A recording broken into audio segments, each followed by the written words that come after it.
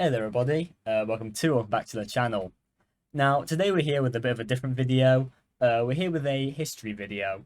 Now, I'm a bit awkward on camera, so I'm sorry if this is a bit odd, but let's just hop straight into it and talk about today's topic. Today's topic is July the 1st. Yeah, the date July the 1st.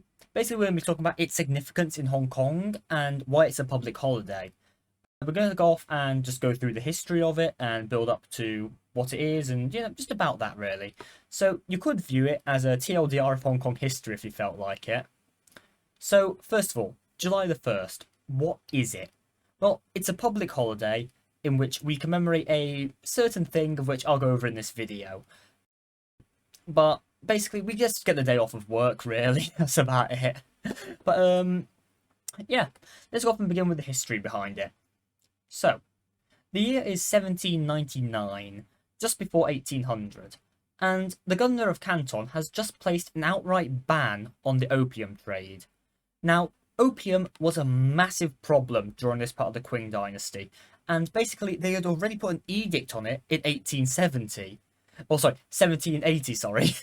Literally just 19 years before, there was already an edict on opium because of the devastating effects it had upon the Chinese society.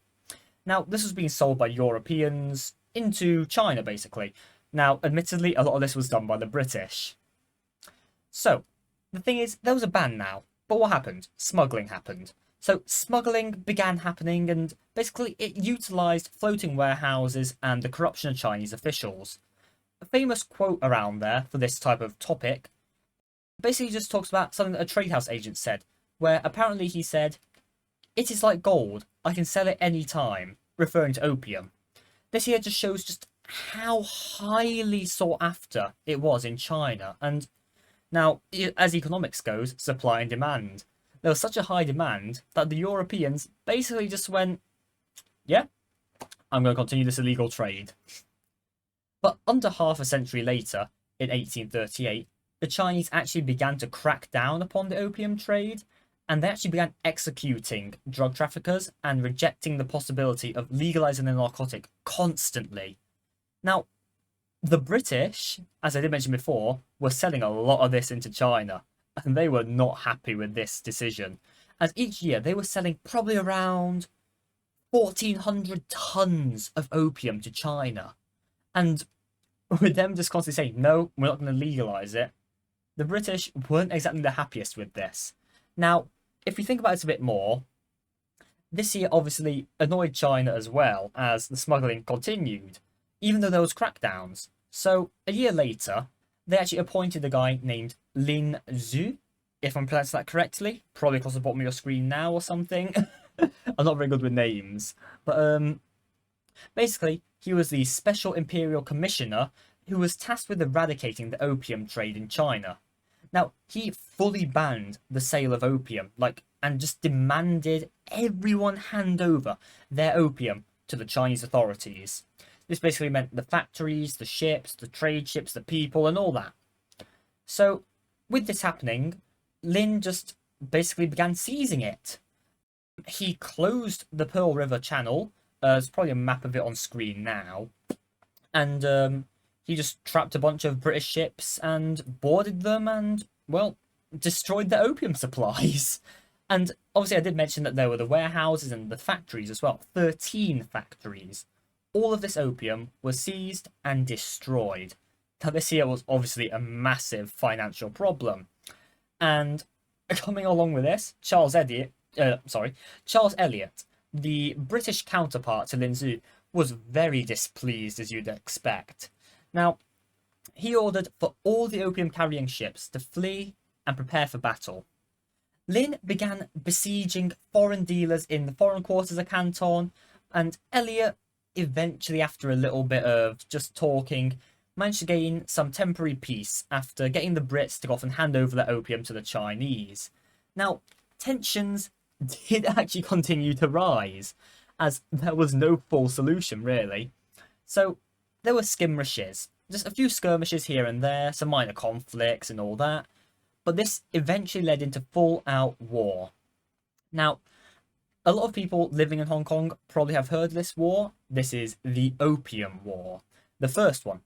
Now, in the First Opium War, this lasted from the 4th of September in 1839 all the way up until the 29th of August in 1842. Now, over this 3-year period, there was a loss of 69 troops killed in battle and 284 executed or dying in captivity in Formos on the British side. Yet the Chinese had a massive loss of 3,000 men. Now, the war came to a close, and with it being dubbed the First Opium War, first obviously meaning there was a second one, China ceded Hong Kong Island to the British. Hong Kong Island is, I'm pretty sure I've got a map of Hong Kong here. Hong Kong Island is like this little part here at the bottom. Now with this, China ceded this to the British, and from there on, Hong Kong then became a British Crown colony. Obviously, the colony began to expand after the Second Opium War in 1860. This is where they went off and took the Kowloon Peninsula, which in the modern day, you could probably go off and call it the Mongkok area and also the Tsim Shat Tsui area. Now, the territory just basically kept on moving from there, and it was fully expanded to the current size of Hong Kong, which is the new territories, Kowloon, and Hong Kong Island, and all those islands just around the area. Now, this was all done in 1898, where the British were given a 99-year lease on the additional territories, excluding the Hong Kong Island and Kowloon Peninsula. Now, this year was, well, amazing for the British. They got a good bit of Southeast Asia there, and they put a lot of work into it. They basically turned this once barren harbour, where basically you just sell opium and buy a few bits and bobs off China, like, well, China, the plates and dishes and all that. That was valuable back then. But basically, the harbour then began to rise into prominence and was later dubbed the Pearl of the Orient. The city prospered under the British rule, and for around 1.5 centuries this was. Obviously, there was a bit of brief intermission. Intermission during the Second World War, from 41 till 45, where the Japanese occupied the Hong Kong area. From my knowledge, this should be the only occurrence during the Second World War where a British colony actually surrendered and was fully occupied, from my understanding. But, right, off of that tangent. Through the British rule, Hong Kong became the financial hub of Asia. It was a pearl of the Orient, and, it was doing great. But there was a 99-year lease, and that was coming to a close at this point of time in history.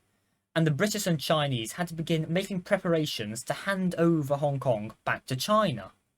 Now, how did they do this? Well, in 1984 that is, Margaret Thatcher, the Prime Minister of the time, went off with her Chinese counterpart. I've written the name down. Zhao Ziyang, who was the Premier of the State Council.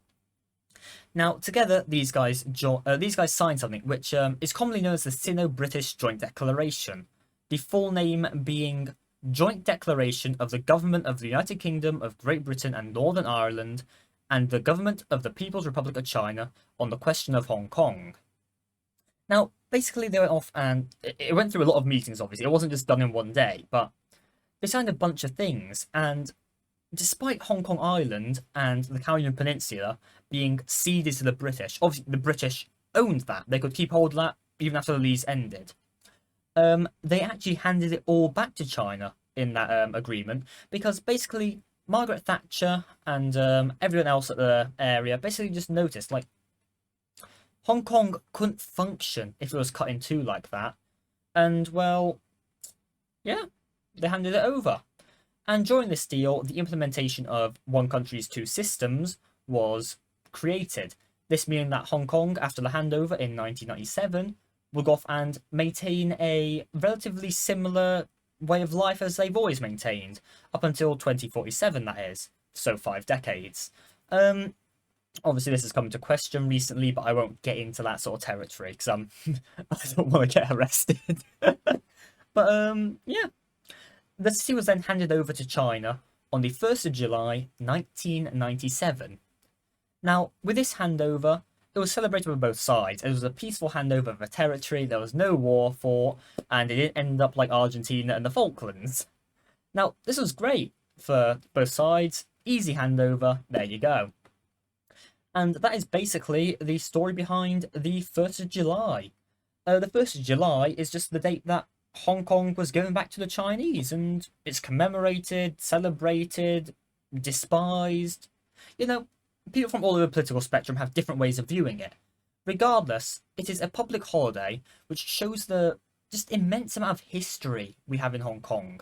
How Hong Kong went from being a barren harbour, fought over during some Opium Wars, and then into a prospering city that once made up 25% of China's GDP, to now just a city in China with a slightly different legal system. Personally, I don't really care too much for the holiday, but I think it's a great holiday to have, as it does go off and help people commemorate the amazing history that Hong Kong has, and shows off how a British territory couldn't be split in two due to its great amounts of development, and how the 99-year lease made it, sadly, have to all be returned to China. Well, that's the end of the video today. I sort of winged it, sort of went off notes, so yeah. If you guys do like this type of history video, do let me know, and I will do more of them. Thank you guys so much for watching. Please have a great day, do subscribe, and yeah, peace out. Thanks, guys.